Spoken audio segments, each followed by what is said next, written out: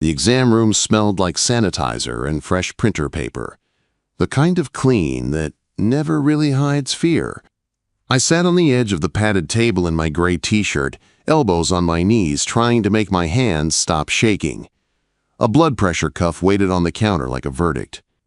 Through the thin wall, I could hear Mia humming in the waiting area, coloring in silence. She was 5 years old, too quiet for 5. The state letter was folded in my back pocket. Physical and mental fitness assessment required by Friday. If I failed, Mia went to foster care. That was the math. And right now, my heart was hammering against my ribs like it wanted out. "Deep breath," Elena Rossetti said. She rolled her stool closer, calm and all business. White uniform, stethoscope around her neck, tablet in her hand. The clinic light was brutal, but she still somehow looked warm. Dark hair pulled over one shoulder, eyes that didn't flinch when people got scared. She slid the stethoscope earpieces in, lifted the cold diaphragm, and eased it under the collar of my shirt, metal against skin, like a coin of ice. "Hold still," she murmured. I stared at the ceiling tiles and tried to breathe like a normal person. Her fingers brushed my chest as she repositioned the bell. The contact was clinical, but my body didn't get the memo. My pulse jumped harder. Elena listened for a long beat. Then she pulled the stethoscope away and met my eyes. "Your heart rate is high," she said, professional first. Then her voice softened. "How long have you felt this anxious today?" "I'm fine," I lied. My voice came out rough. "Just a deadline." Her gaze flicked to the note on her screen. Custody hearing. Routine physical. Understanding landed on her face, quick and sharp. She leaned closer. Not flirting, not pitying. Assessing. "Okay," she said. "We're going to do this the right way. If I take your blood pressure while you're running on panic, it's going to read high and it won't help you. We'll give you 15 minutes, then repeat it. It's normal. White coat spikes happen." The relief hit so hard my shoulders sagged. "I can't fail," I admitted, quiet. "I heard you," she said, "but you're not failing in my room because you showed up terrified. Sit, feet flat, breathe with me." I did. In through my nose, out through my mouth. Her hand hovered near my wrist, not touching, like she was giving me space to choose calm. When I finally looked at her again, her expression was steady. 15 minutes, she said. "Don't make me chase your numbers all afternoon, Miller." A corner of my mouth twitched despite myself. "Yes, ma'am." She stood, opened the door a crack, and nodded toward the hallway. "Water's out there, small sips. Then, come back." As I slid off the table, she added, low enough that it stayed between us, "After you pass this, if you still want to talk to me for non-medical reasons, you can." It wasn't a line. It was an offer with an exit built in. I swallowed. 20 minutes, I said, because I couldn't risk wanting more. Elena's mouth curved, barely. 20 minutes. I spent the next 19 minutes in the hallway, splashing cold water on my face and watching Mia. She was small for 5, legs swinging from the plastic chair, coloring a picture of a house with a black crayon. My sister's kid. My sister was gone. My brother-in-law was gone. And I was the only thing standing between Mia and a system that chewed up kids like her. I was a contractor. I built structures. I fixed foundations. I didn't know how to fix a grieving child, but I had to try. Sam, my foreman, sat next to her, looking uncomfortable in his dusty work boots. "You look like you're going to hurl, boss," Sam said, not looking up from his phone. "Blood pressure," I muttered, drying my face with a rough paper towel. "If I don't pass, Higgins, the social worker, will have a field day. She already thinks a single guy with a 60-hour work week is suboptimal placement." Quote, "You're the only placement," Sam said, his voice hard. "You got this." I didn't feel like I had it. I felt like a fraud in a gray t-shirt. I walked back toward the exam room. The door was cracked open. I heard a cold, nasal voice full of authority. "Nurse Rossetti, why is the patient in room 4 still not processed? We are backed up to the ER." I stopped. Through the crack, I saw a tall man in a pristine lab coat looming over Elena. Dr. Marcus Thorne, the new administrator. He was the guy who signed the checks for the renovation I was working on, and he was a nightmare. He treated the hospital like a factory, and the nurses like cogs. Patient needed a repeat reading after rest, Dr. Thorne, Elena said smoothly. She didn't flinch, but I saw her hand tighten around her tablet. I'm finishing a second check. You are on probation, Elena, Thorne said, his voice low and dangerous. Your patient satisfaction scores are high, but your efficiency is abysmal. You spend too much time holding hands. Fix it, or I will find someone who understands metrics. He spun on his heel and marched out, nearly colliding with me. He didn't even see me. I was just part of the architecture to him. I walked back into the room. Elena was letting out a long, shaky breath, her back to me. She rolled her shoulders, a gesture of tension I recognized in myself. You okay? I asked. She spun around, plastering a bright, fake smile on her face. Fine, ready to try again. She was lying, she was in trouble, and she was risking more trouble by stalling for me. Elena, I said, stepping closer. I reached out, my hand hovering near her elbow before I pulled it back. You don't have to do this. If Thorne checks the timestamps. If Thorne checks the timestamps, I'll tell him I dropped the cuff, she said firmly. She stepped into my space again, her warm scent hitting me like a physical blow. She placed the stethoscope back on my chest. Her fingers brushed my skin, cool and soft. Quiet, she commanded softly. I closed my eyes. I focused on the smell of her, the steady rhythm of her breathing, the way she had stood her ground against Thorne. For the first time all day, the hammering in my chest slowed to a steady, heavy thud. Better, she whispered, her voice sounding like a secret. Much better. 2 days later, the hospital renovation site was a war zone of dust and noise. We were tearing out the old reception desk in the east wing to make room for the new triage center. I was running on 4 hours of sleep, coffee, and a bagel I hadn't finished. Mia had woken up screaming from a nightmare at 3 a.m., and it had taken me 2 hours to get her back to sleep. Jax, watch the wiring, Sam yelled over the sound of a reciprocating saw. I wiped sweat from my forehead with the back of my glove. My head was swimming. The air was thick with drywall dust. I reached for a heavy slab of granite countertop and started to lift. It happened fast. The room tilted. The edges of my vision went gray, then black. My knees buckled. I didn't feel the impact, but I heard the granite crash. When the world came back into focus, I was lying on the unfinished concrete floor. A face hovered over mine. Elena. She wasn't wearing her white coat. She was in blue scrubs, her hair tied back in a messy bun. Her hands were on my neck, checking my pulse. Her eyes were wide and dark with panic. Don't move, she ordered, her voice sharp and commanding. I'm fine, I grunted, trying to sit up. The room spun. You are not fine. You're dehydrated and your heart rate is erratic, she snapped. She looked up at Sam. Get me a bottle of water and clear this dust now. Sam scrambled to obey. I had never seen anyone order my foreman around like that. I can't go to the ER, I wheezed, grabbing her wrist. Her skin was warm. If there's a record of a collapse, the social worker. Shut up about the social worker, she hissed, but her hand softened on my shoulder. She looked around.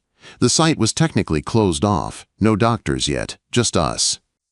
If I admit you, it goes on your record, she murmured, thinking fast. If I don't, you might die of a cardiac event. I just skipped breakfast. I lied. And sleep. She glared at me, a fierce, protective glare that made my stomach flip. Then she made a decision. I'm off shift in 10 minutes, she said. I'm taking you to your truck. I'm checking your vitals myself. If you are not stable in an hour, I'm driving you to urgent care. And I don't care what the social worker says. Quote, you can't leave work, I said. Watch me. She helped me stand, her shoulder wedged under my arm. She was smaller than me, but she was strong. She smelled like antiseptic and determination. We walked out through the back service hall toward air that didn't smell like drywall and worry. My truck, a battered Ford F-150, was parked in the contractor lot. She shoved me into the passenger seat and marched around to the driver's side. Give me the keys, she demanded, holding out her hand. I can drive, I protested, though my hands were shaking. "Jackson Miller, if you don't give me those keys, I will call an orderly." I handed them over. The drive to my place was tense. Rain started lashing against the windshield. I watched her drive, jaw set, hands gripping the wheel at 10 and 2.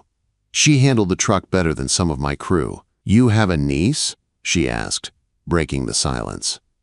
"Mia." "Yeah.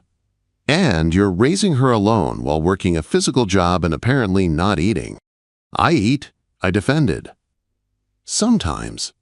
She shot me a look that withered me. "You're an idiot." Quote, "We pulled up to my bungalow. It was a fixer-upper I'd never had time to fix. The lawn was overgrown. The porch railing was rotting. Inside it was clean but chaotic. Toys were scattered everywhere.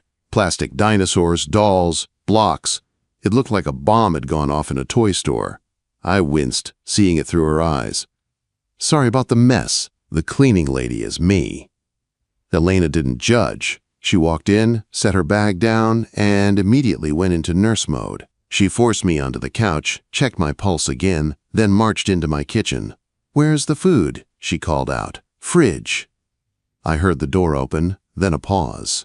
"There is beer, half a jar of pickles, and is this a juice box?" "Mia likes them."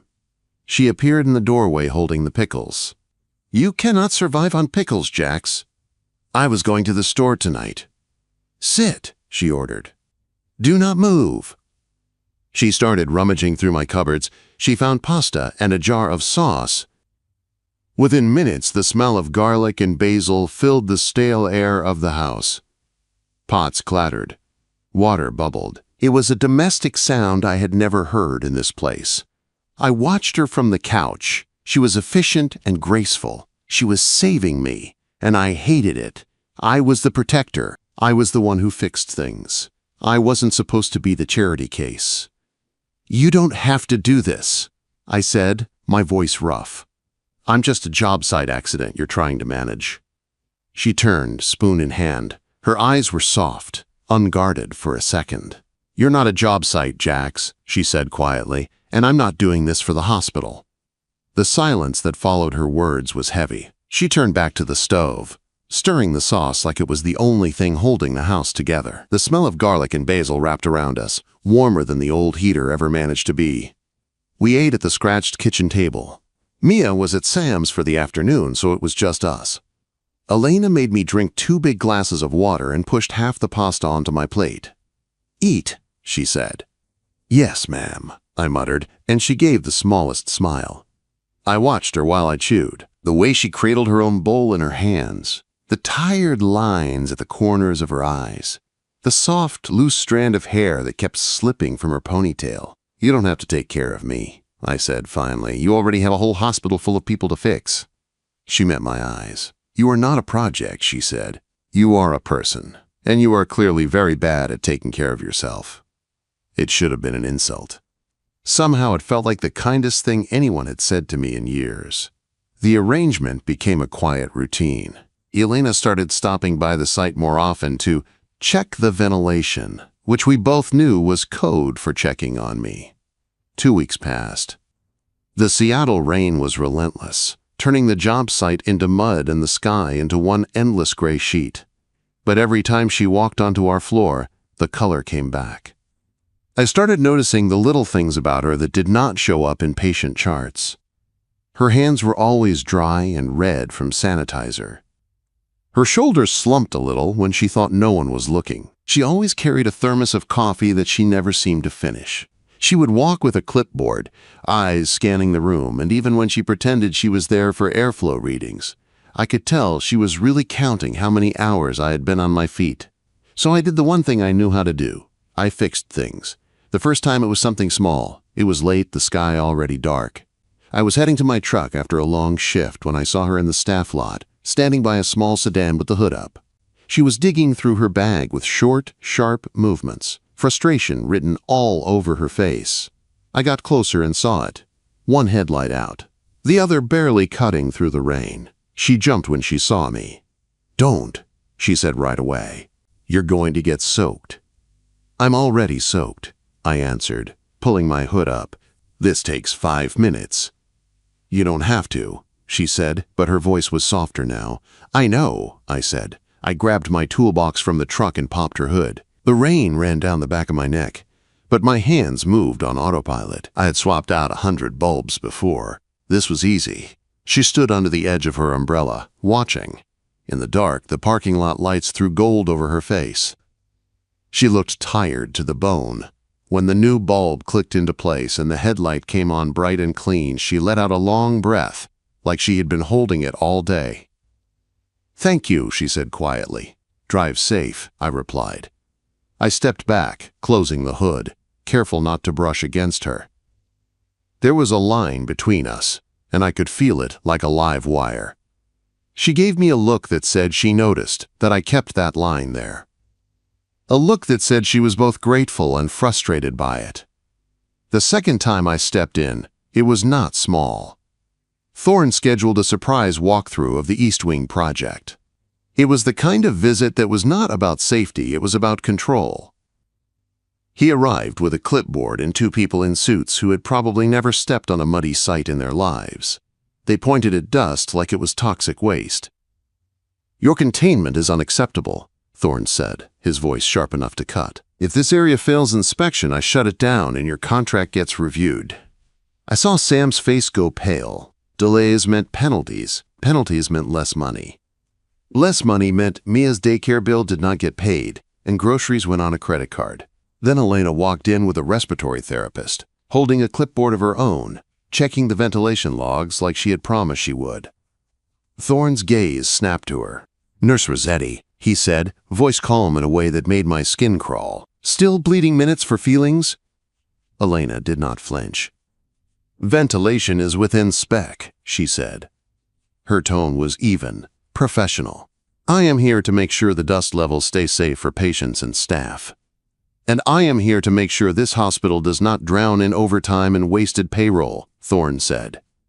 He turned to the 2 suits. Some staff do not understand priorities.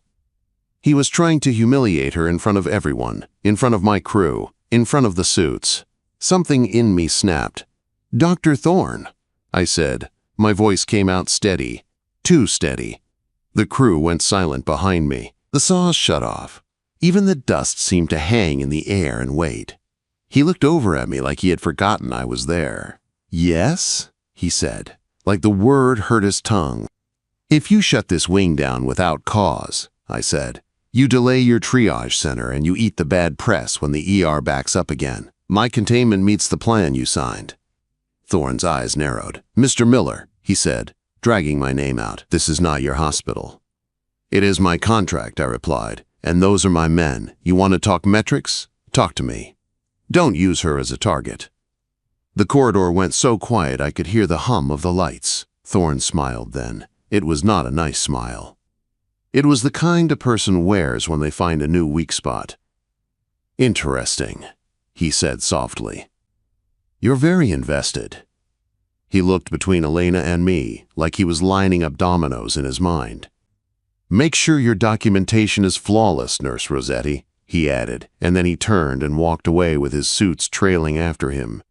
Nobody moved until he was gone. Elena let out a slow breath. You should not poke him, she murmured, coming closer. He keeps records for sport. I don't care, I said. Then I corrected myself, because I did care. I care, but I am not watching him take swings at you for free. She studied my face for a long second. Her eyes were dark and searching. That was visible, she said finally.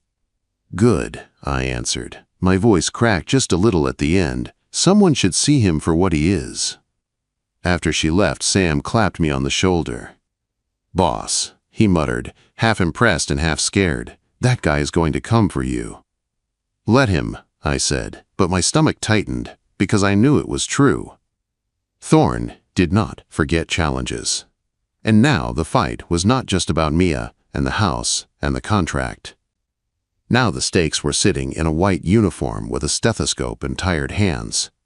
Now the stakes were Elena, too. It was a Tuesday evening when things shifted. I was at home trying to fix the leaky faucet in the bathroom before the social worker's home inspection on Thursday. Mia was in the living room watching cartoons. The pipes groaned every time I turned the wrench, and water kept dripping into the sink in a steady, annoying rhythm. There was a knock at the door. I wiped my hands on a towel and went to open it. Elena stood there holding a casserole dish. The smell of cheese and tomato hit me before her voice did. "Lasagna," she said. "Leftovers. Too much for one person. You don't have to move, Miller." She walked past me like she had always belonged there. She didn't just drop off the food and leave. She saw Mia.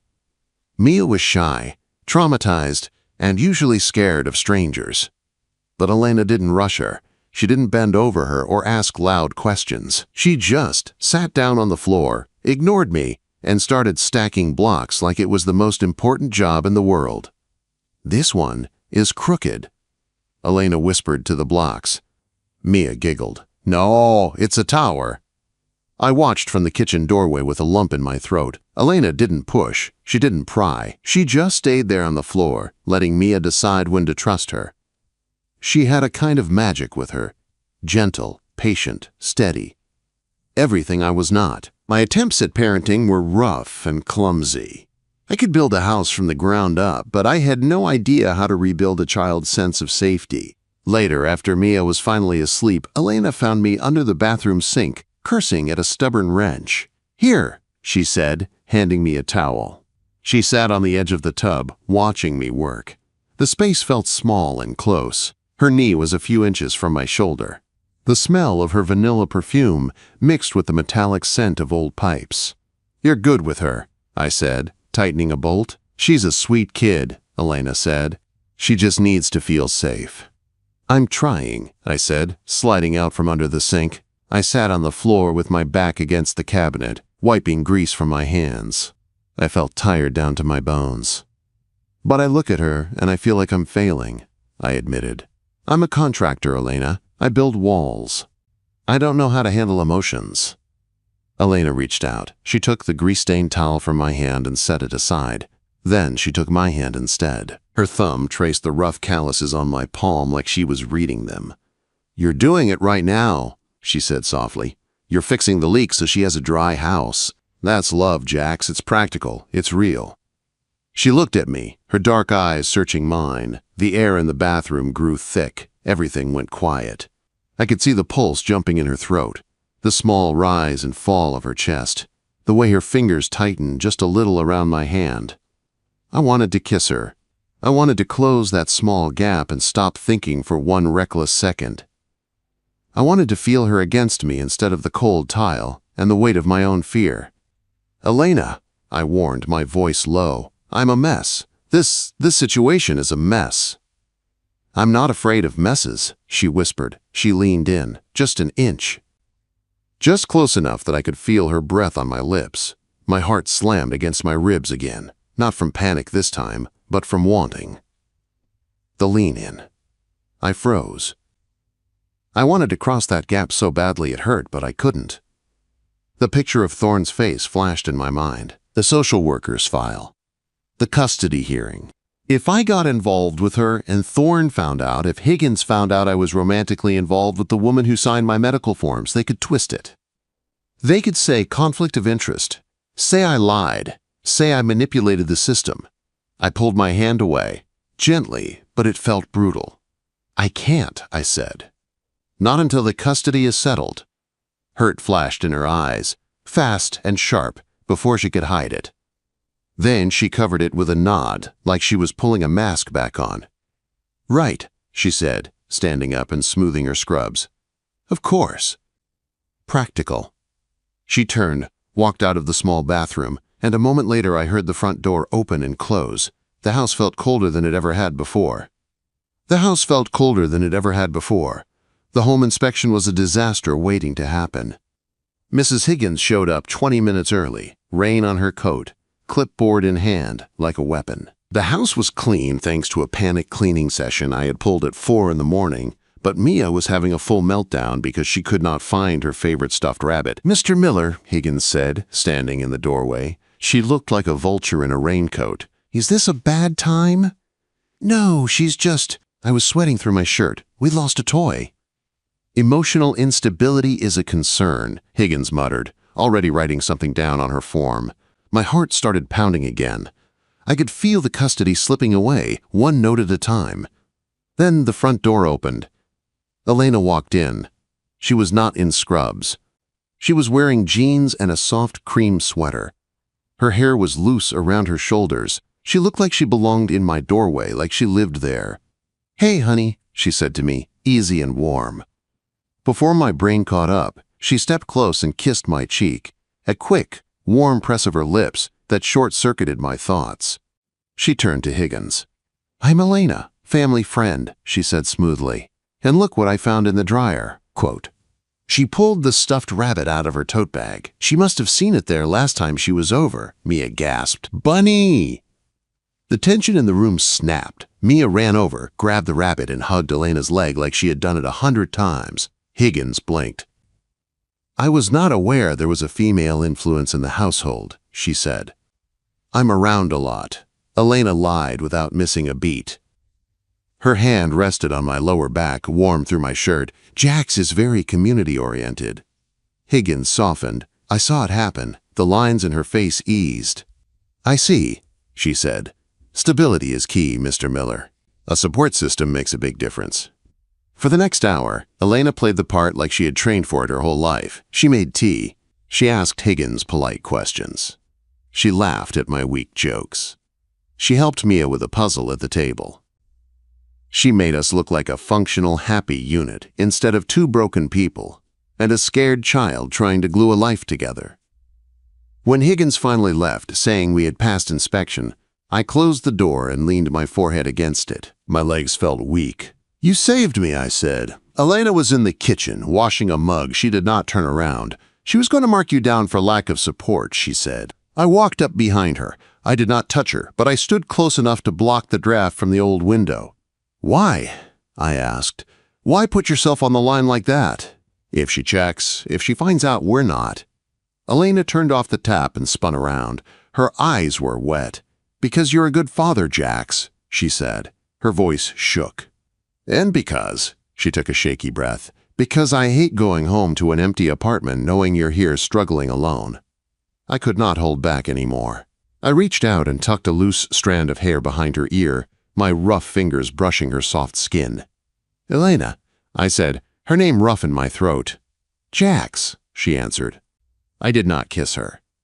I pulled her into my chest and held her. I wrapped my arms around her and buried my face in her hair. It was not about heat. It was about holding on. About not falling. She let out a small sob and melted into me, gripping the back of my shirt. We stood there in the kitchen, holding each other up. Two lonely people fitting together like jagged puzzle pieces that somehow found a match. The happiness lasted 3 days. I was at the hospital site, supervising the install of the new reception desk. For once, I felt good. I had passed the physical thanks to Elena. I had passed the home inspection thanks to Elena. For a few days, the future felt like something I might actually reach. Then I heard shouting from the administrative office down the hall. "This is a gross violation of protocol, Miss Rossetti," Thorne's voice snapped. My stomach dropped. I dropped my clipboard and walked toward the noise. The glass door to his office was open. Elena stood in front of his desk, her posture straight but stiff. Thorne was waving a file like it was a flag. "You documented an extended repeat assessment for a contractor during clinic hours," he barked. "And an outside agency called, asking whether you're personally involved with Mr. Miller. They said you've been presenting as part of his support system. That creates liability." "My personal life is not your business," Elena said. Her voice was shaking but still defiant. "It is when it exposes this hospital to risk," Thorne snapped. "You cleared a man medically who was on the verge of collapse in my lobby. If he had dropped a beam on someone." "He didn't," she cut in. "You are suspended effective immediately," Thorne said, "pending formal review." Suspended. License review. She was losing everything because of me. I walked into the office. "Dr. Thorne," I said, my voice low and hard. Elena spun around. "Jax, get out," she said quickly. "Is this about me?" I asked Thorne, ignoring her. "Ah, the liability himself," Thorne sneered. "She didn't do anything wrong," I said. I lied to her. I told her I was fine. She was just doing her job. Jax, stop, Elena pleaded. I'm not worth your career, Elena, I said, looking right at her. I had to do it. I had to cut the cord to save her. Thorn is right, I forced out. We're not together. I used you to pass the inspection. That's it. The lie tasted like poison. I watched it hit her like a physical blow. Elena looked at me like I had slapped her. Her face went pale. What? She whispered. I needed the custody, I said, making my voice cold. I dug down for every hard, cruel edge I had ever used on myself. I did what I had to do. I turned to Thorn. Leave her out of it. It was my manipulation. Then I turned and walked out. I did not look back. If I did, I knew I would fall to my knees and tell her the truth. But I needed her to be the injured one. Victims keep their jobs. Accomplices do not. The court date was 2 days later. I had not slept. I had not eaten. I had blocked Elena's number because I could not trust myself not to call. I sat on the bench outside the courtroom in my one ill-fitting suit. Sam was with Mia in the lobby. I was alone. Then it started. My chest tightened. The air went thin, like I was breathing through a straw. My left arm went numb. The hammering in my chest came back. Thump, thump, thump, panic. I doubled over, gripping the bench. I could not get a full breath. The hallway closed in. Voices turned into a muffled roar in my ears. If I went down here, if they took me to the ER, I would miss the hearing. I would lose Mia. Breathe, you idiot. Breathe. I couldn't. Jackson. The sound of fast footsteps on marble, the sharp click of heels, then her voice. Jax. Elena skidded to a stop in front of me, raincoat dripping, hair damp from the storm outside. Her eyes were furious and scared at the same time. Go away, I rasped. Thorn will. Shut up, she cut in. The nurse voice was back, the one that did not negotiate with panic. She dropped into a crouch in front of me and wrapped her fingers around my wrist, firm and sure. Look at me, she ordered. Not the floor, me. I forced my eyes up. Her gaze locked onto mine like a handhold. Okay, she said, steady. We're doing 5 breaths. I'm counting. You follow my hand. She lifted her free hand, palm up, and moved it slowly up as she breathed in, down as she breathed out. In, she said. 1, 2, 3. I tried. At first the air came in thin and sharp. Then it started to catch. Out, she said. Good. Again. She kept counting. Her voice was low and even. The vice around my chest did not vanish, but it loosened 1 notch at a time. That's it, she murmured. You're not dying. You're overloaded. My vision steadied. The numbness in my arm faded. You shouldn't be here, I whispered. My voice was shredded. You'll lose your job. I'm not on the clock, she snapped, then softened without losing control. And even if I was, I still choose where I stand. She squeezed my wrist once, not romantic. Anchor. I ran because Sam called me, she said.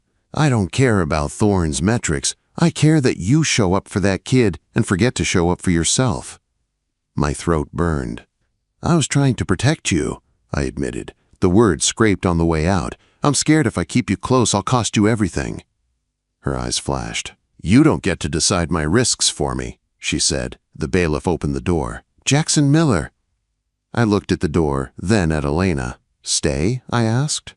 It was the most vulnerable word I had ever said. She took my hand and squeezed. Right here, she said. The hearing was a blur, but I remember one thing. Every time I thought my voice might crack, I looked up and saw Elena in the front row, holding Mia's hand. And I kept going. I spoke clearly. I did not apologize for who I was. I told the truth about our life. About long shifts and cheap dinners and the way Mia laughed in her sleep when she finally felt safe. When the gavel came down and the judge said, quote, custody granted, I did not cheer. I just sat down and put my face in my hands. We walked out into the lobby. The rain outside had finally stopped. I turned to Elena. Thorn? I resigned this morning, she said. My head snapped up. What? I handed in my letter before I ran here, she said. There was a small tremor in her hands. I'm not working for a man who treats patients like numbers. I'll find something else. Maybe private practice. Maybe pediatrics. You quit for me, I said. I quit for me, she corrected gently. But you were the catalyst. I looked at her. Her hair was messy. She was holding Mia's stuffed rabbit. She looked tired and strong and completely out of my league. I have a renovation project, I said slowly. Big job. Needs a lot of oversight. The client is difficult, and there's a 5-year-old resident who needs constant medical attention for scrapes and bruised knees. She smiled then. A slow, bright smile that lit up the dull hallway. Does it pay well? She asked. Terrible pay, I said, stepping closer. But the benefits include free lasagna and a guy who will fix every leaking pipe in your life for the rest of eternity. 6 weeks later, the bungalow looked different. The porch railing was fixed. The lawn was finally mowed. Inside there were throw pillows. Actual decorative pillows I would never have bought on my own. I walked into the kitchen. Elena was at the counter, chopping vegetables. Mia sat on the counter swinging her legs, wearing a plastic toy stethoscope. Breath in, Mia commanded, pressing the plastic disc to a milk carton. Is the milk healthy, doctor? Elena asked in a serious voice. It has a bellyache, Mia announced. I leaned against the doorframe and watched them. The hole that had lived in my chest for years, the one that made me feel like a machine built only for work, was gone. The house was full of noise and mess and the smell of garlic. Elena looked up and saw me. Hey, she said, her face softening. Hey, I answered. I walked over, wrapped my arms around her waist from behind, and kissed her temple. She leaned back into me like she had always been meant to fit there. Thorne called, she said casually. He wants me back. The nurses threatened to walk out. Yeah? I tightened my hold. What did you say? I told him I'm consulting now, she said. My rates have doubled. I laughed. The sound felt different in my chest, looser, warmer. She turned in my arms and picked up her real stethoscope from the counter. She slid the earpieces in and pressed the cold metal to my chest. Let's check the patient, she teased. She listened for a moment, her eyes on mine. A playful, tender silence stretched between us. Well? I asked. She pulled the stethoscope off and draped it around my neck. Then she tugged me down for a real kiss. Still racing, she whispered against my lips. Good thing, I'm here to monitor it. I kissed her back, steady and sure, knowing that for the first time in my life, my heart was not racing from fear. It was racing because it was finally truly home.